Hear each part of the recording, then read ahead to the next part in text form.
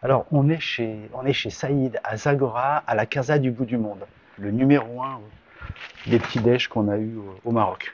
Des olives, de la confiture de date, la confiture de C'est date. ça la confiture de date. Et ça, c'est quoi? Alors ça, c'est de la cacahuète. Cacahuètes Voilà, ça doit être de la fraise. et le thé. Très bon le lait de chameau. Ouais. De chamel. Chamel. Oui, chamel. Ah, sinon, c'est pas... je sais pas ce que c'est. Et on va partir où? Et après, on s'en va sur... Mamie. Ah oui, Mamie del Ghizlan.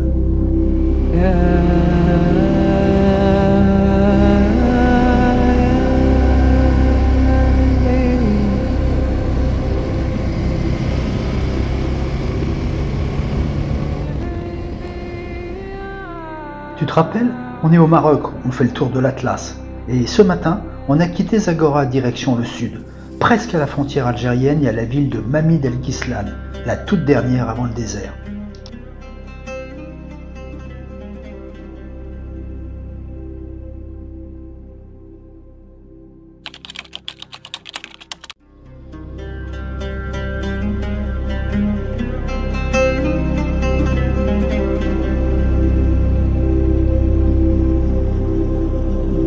Un peu avant de quitter Zagora, il y a un panneau qui t'indique que tu te trouves sur l'ancienne route qu'empruntaient les caravanes pour se rendre à Tombouctou. 52 jours. Pas sûr qu'on fasse bien mieux avec la Vestrom. À une vingtaine de kilomètres au sud de Zagora, tu tombes sur la ville de Tamgrout. Là, arrêt obligatoire pour visiter la Zawiya Nassiria. C'est un ensemble de bâtiments qui comprend une bibliothèque riche de vieux manuscrits, des traités de mathématiques, de philosophie, des vieux Corans. Il y a aussi une casbah authentique dans laquelle vivent toujours plusieurs familles. Enfin, tu vas trouver une poterie bien connue des amateurs, tant par la qualité de ses réalisations que par son process de fabrication qui se transmet de génération en génération. Sa couleur vert foncé de ses pièces est, paraît-il, inimitable.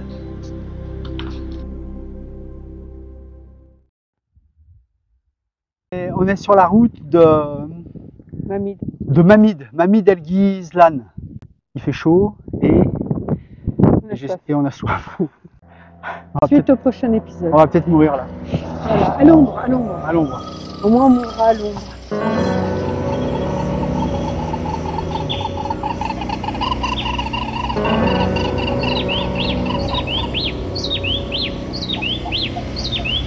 Dans ce monde minéral, il y a une chose qui devient vite primordiale, c'est de trouver un endroit pour t'arrêter, pour te mettre au frais. Tiens, une petite auberge par exemple, avec de l'ombre, de quoi boire. Tu peux même en profiter pour améliorer ta technique du thé à la menthe. Alors nous sommes à Ouled Idriss, alors dans l'arrière-cour d'un petit bar. Alors tu vas nous faire un service à la berbère.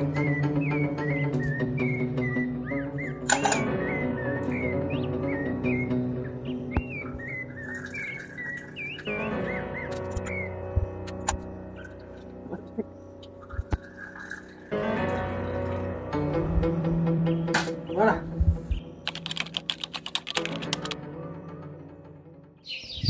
Et voici notre hébergement aux portes du désert.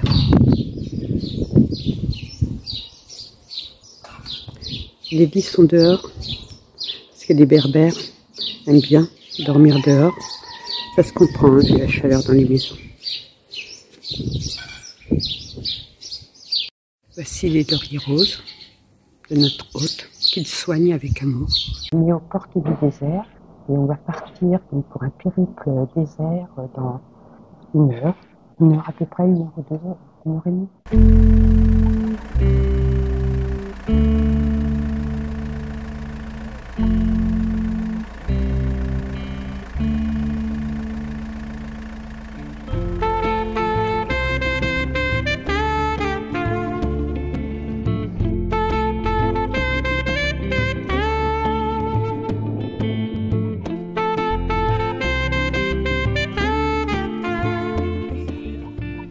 Ce matin, on a troqué la Vestrom pour un 4x4 et son chauffeur un Nazi. Le plan, c'est de nous conduire à l'erg de Chidiaga. Il se trouve à une quarantaine de kilomètres au sud de Mamie del Ghizlan. On a prévu de passer la nuit là-bas, dans un camp style nomade. En route, notre chauffeur essaye de nous montrer que le désert, finalement, il n'est pas si désert qu'on le pense.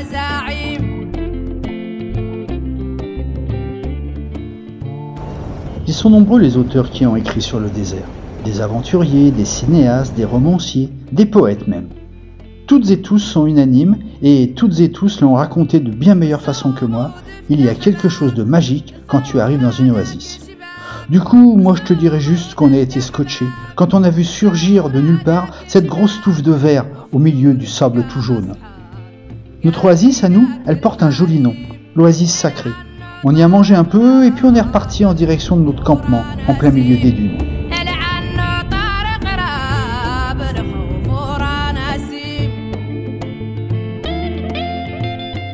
Voilà, je te le présente notre campement pour la nuit. Il se trouve dans l'erg de Chigaga. Alors tu vas me dire, c'est quoi un erg? Eh ben dans le désert, c'est un endroit où le vent a accumulé plein de sable et du coup, il y a eu formation de dunes. L'erg de Chigaga, c'est le plus grand du Maroc, plus grand encore que celui de Chebi, celui qui est rendu célèbre pour la ville touristique de Merzouga. Ici, il n'y a que du sable, mais on s'ennuie pas. Entre l'escalade des dunes et les balades dans dromadaire, il y a vraiment de quoi s'occuper.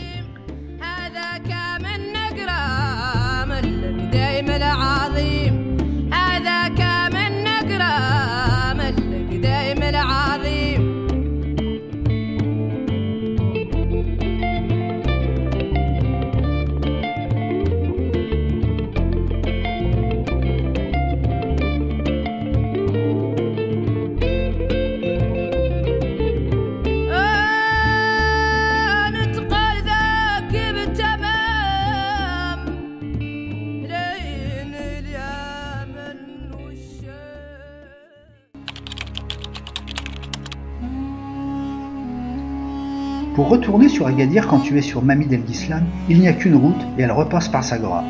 Il existe bien une piste qui te conduit direct à Foulsguid, mais c'est 160 km de sable et de caillasse.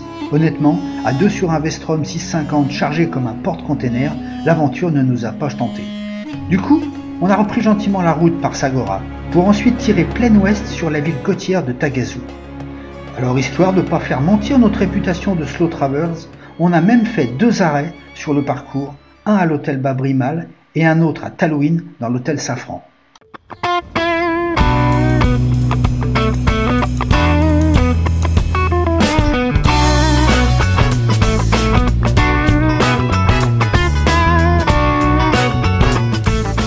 Des routes droites comme ça pendant des kilomètres, en France, je les évite. Mais là, j'ai tellement fantasmé sur le style ruban de bitume qui s'enfonce à travers le désert que je ne m'en lasse pas. Et puis, il y a quand même des distractions de temps en temps. Marie va essayer d'apprivoiser le dromadaire marocain. Apparemment, il est pas trop d'accord d'ailleurs. Ouais, elle fait un peu la gueule, je trouve. Lors de notre retour sur la côte, on s'est arrêté une nuit dans un endroit bien sympa, l'hôtel Babrimal. Avec ses petites maisonnettes en guise de chambre et sa piscine qui n'arrête pas de changer de couleur, tout est en place pour te faire passer un super moment de repos.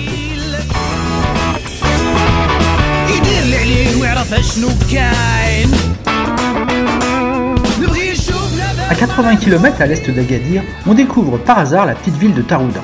J'ai lu quelque part que la muraille qui entoure la vieille ville fait environ 6 km et qu'il y a 130 tours. Bon, on n'a pas vérifié, hein, mais cette jolie ville qui ressemble un petit peu à une petite Marrakech moins touristique mérite largement qu'on s'y arrête. On contourne Agadir par le nord et d'un coup, le bleu de l'océan Atlantique nous saute au visage. Encore une trentaine de kilomètres et on s'arrêtera dans la petite ville balnéaire de Tagazou. On y restera quelques jours avant de partir pour Essaouira.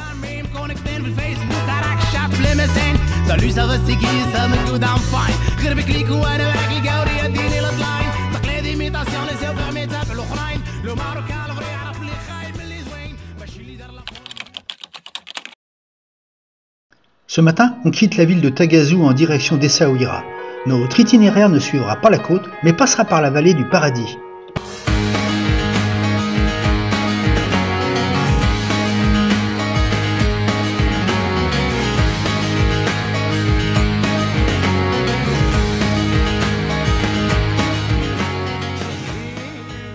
De Tagazou à Essaouira par la Nationale 1, il n'y a que 160 km. À peine 3 heures de route, me dit le GPS. Mais hier, en fouinant dans les prospectus de l'hôtel, on a trouvé une jolie balade à faire sur les contreforts de l'Atlas. L'endroit s'appelle la vallée du Paradis. Porter un nom pareil, ça incite à faire un détour. Alors des tours et des détours, on en a fait dans cette vallée du paradis. Et puis on en a fait aussi pour aller voir l'océan de plus près. Tant et si bien qu'à un moment, Titine a réclamé de l'essence. Juste quand il n'y avait pas de station évidemment. Du coup, des merdes, plan B. On n'est jamais sans solution au Maroc.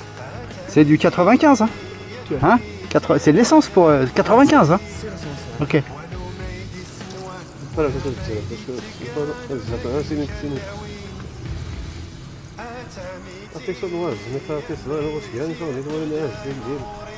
C'était bien du samplon 95 qui m'ont mis les petits gars. Et on est arrivé à Essaouira sans souci. Alors tiens, toi qui me regardes, tu es peut-être motard. Alors si un jour tu viens par ici, il faut que tu saches, la vieille ville, elle est quasiment interdite à la circulation. En fait, il faut se garer à l'extérieur. Alors, pas de panique. Pour ça, t'as le parking chez Redouane. N'hésite pas. Bonjour.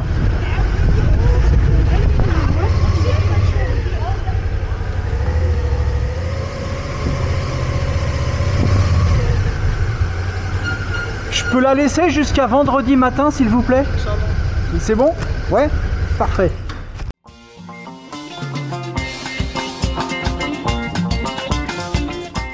Si comme nous tu restes que quelques jours à Essaouira, concentre plutôt tes visites sur la vieille Médina.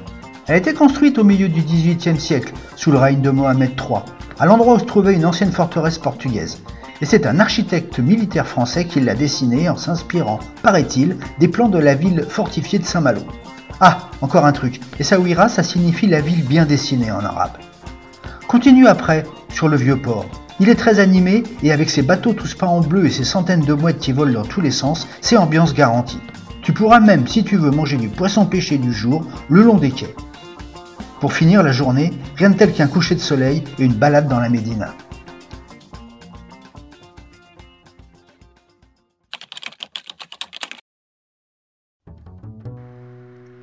La fin du road trip s'annonce pour bientôt et il nous faut regagner la ville de Marrakech où Marie reprendra un vol en direction de Lyon.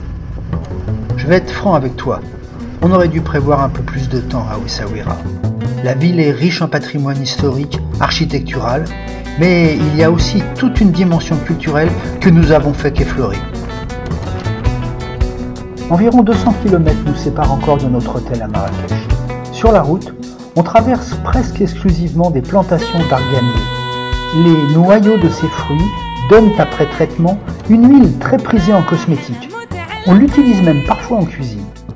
Alors l'exploitation de cette richesse est souvent organisée au sein de coopératives féminines.